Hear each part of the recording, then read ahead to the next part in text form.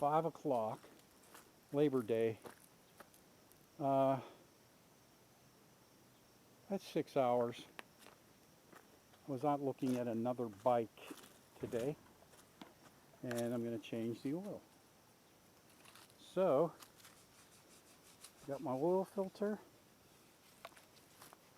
and I already pulled my drain plug. Okay, there's my drain plug, and I have a little magnet attached to it. You can see the magnet right there. I put the magnet on the back of it in hopes of it making the plug magnetized to try to snag some debris that's flying around. And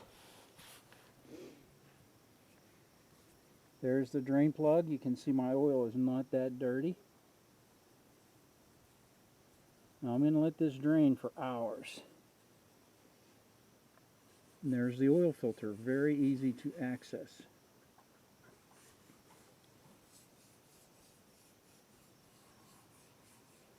And I just pulled in the driveway after 5 hours, and now is the time to change the oil, because the detergent in the oil has all of the sludge, grit, gum, soot, acid, metal particles from the transmission gear flake and from the clutch basket,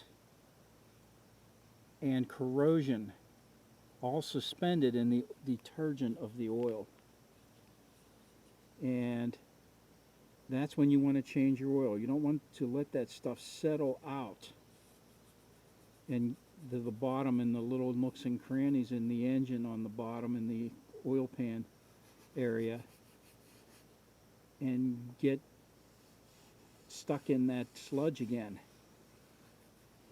You want to do it when it's hot, and I don't mean around the block or let it idle for 10 minutes and pull the plug.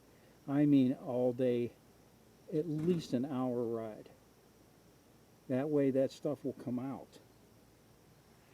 And you can see my oil, you can see through it. It's sort of dark honey colored. And this is a wonderful flashlight I just picked up at Rural King for $7.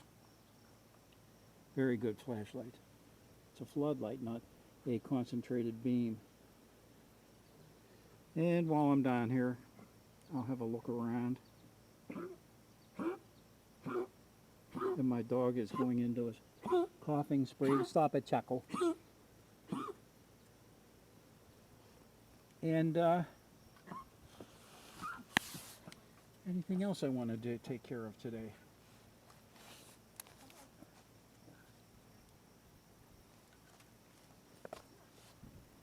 Mainly, I just want to change the oil. And I'm not telling anyone else to do it, but I use these high flow oil filters. They have a very high rating among oil filters.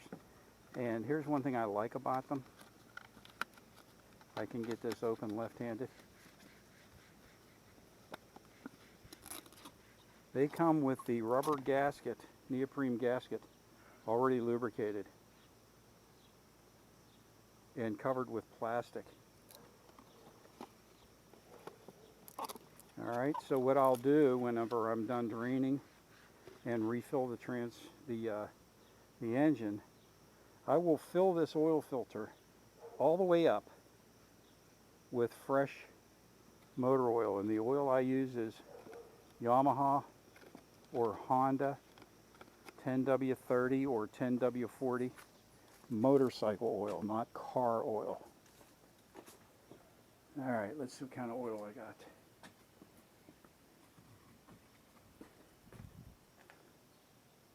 This is Honda GN4 10W30. And that's what I will be using. I buy that 2 gallons at a time on eBay. I buy whoever is cheaper, Suzuki, Kawasaki, Honda or Yamaha. Their regular oil. I don't buy the super duper deluxe synthetic stuff. Actually, any oil that is multi-weight, 10 weight or 30 weight, is synthetic. And one other little thing I wanted to mention. Whenever I was having trouble with my Honda NT 700, I wanted to drain the gas tank while it was still on the bike. And I went into a parts store, and they didn't have gas line. I ended up buying this stuff. And it was like $2 a foot. Okay, and I think I bought 6 or 8 feet. Okay, and I was unable to use it because it's for, you know, fuel injection these days, gas line, and it's got to be very special. I went into Home Depot. Ta-da! Regular old, what do they call it? Clear vinyl gas line that used to come on motorcycles with gravity-fed carburetors.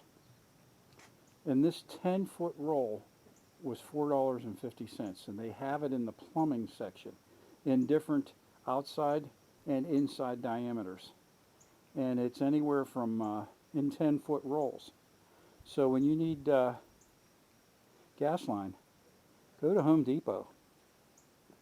It's like 50 cents a foot, less than 50 cents a foot. But when I'm done, when I let that drain for a few hours, I will fill the oil filter with oil all the way up. And it looks like, well, how are you going to get that on? Because you have to turn it 90 degrees and screw it on. That oil will all be absorbed by the pleats inside the oil filter, and you'll wonder, where did the oil go? Well, it got soaked up in the oil filter, and it displaced all the air in the filter pleats. So why do I do that? It's because you want the oil pressure to build immediately when you start your bike. Your oil pressure is not going to build until your system fills that oil pump, that oil filter, which may take 10 seconds. Doesn't sound like a lot, but that's a pretty violent process in any engine, just starting it. So I'm going to let this drain, and I'll replenish it and mark in my book. I think I have about 3,000 miles on that oil. Now, there were no signs that that oil was needing changed, and what do I mean by that? Well, it wasn't becoming difficult to shift. It wasn't becoming difficult to shift into neutral. It was just time to change the oil. I think I changed it about a year ago. Right at the beginning of the season. So that would have been in March or April.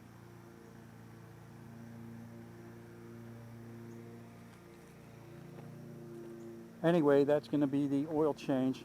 And since I was out today, were there any things I was unhappy about? Actually, no. Except for the creaking in the front brake lever. Listen to it. I don't know why this bike does that. Now I'm going to change the brake fluid. You can see how clean my brake fluid still is. It's you know, it's almost clear. And my clutch fluid. Well, my clutch fluid is turning a little greenish brown. Okay, it's time to bleed that. You flush your brake and clutch fluid, the same thing, .4. It'll say right on the cap generally. .3 or .4? Yeah, it's .4. Department of Transportation standard number 4, I guess that means. And the bleeder for the slave cylinder is right under this little rubber plug here. It's actually stuck to the bleeder nipple right there. I'll show you how to do that whenever I do it. Right there. Piece of cake. Anyway, that's what's up today. I thought you might be interested in seeing where to change the oil. Forgot to shut my gas off. I'll see you there.